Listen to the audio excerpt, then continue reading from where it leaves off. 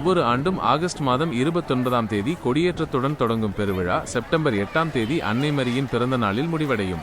உலகெங்கிலும் இருந்து லட்சக்கணக்கான பக்தர்கள் இந்த திருவிழாவில் கலந்து கொள்வார்கள். இந்த நாட்களில் லட்சக்கணக்கான பக்தர்கள் பாதயாத்திரையாகவும் பல்வேறு போக்குவரத்து சாதனங்கள் மூலமாகவும் வந்து அன்னையின் அருளை பெறுவார்கள். இந்த நேரத்தில் தேங்காய் உடைப்பது, முழங்கால் போட்டு ஊர்ந்து செல்வது போன்ற பல தனித்துவமான வழிபாட்டு முறைகள் இங்கு பின்பற்றப்படுகின்றன. சென்றடைவது எப்படி? பேருந்து. தமிழகத்தின் பல முக்கிய நகரங்களிலிருந்தும் நாகப்பட்டினம் மற்றும் வேளாங்கண்ணிக்கு நேரடி பேருந்து சேவைகள் உள்ளன. ரயில். வேளாங்கண்ணிக்கு தனியாக ரயில் நிலையம் உள்ளது. ஆனால் பெரும்பாலான முக்கிய ரயில்கள் அருகிலுள்ள நாகப்பட்டினம் ரயில் நிலையம் வரை மட்டுமே செல்லும்.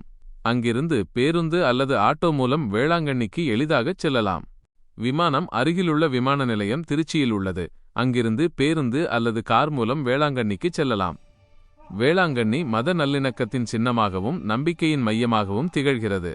பல மதங்களைச் சேர்ந்த மக்களும் இங்கு வந்து பிரார்த்தனை செய்து அற்புதங்களை உணர்வது இதன் தனிச்சிறப்பு.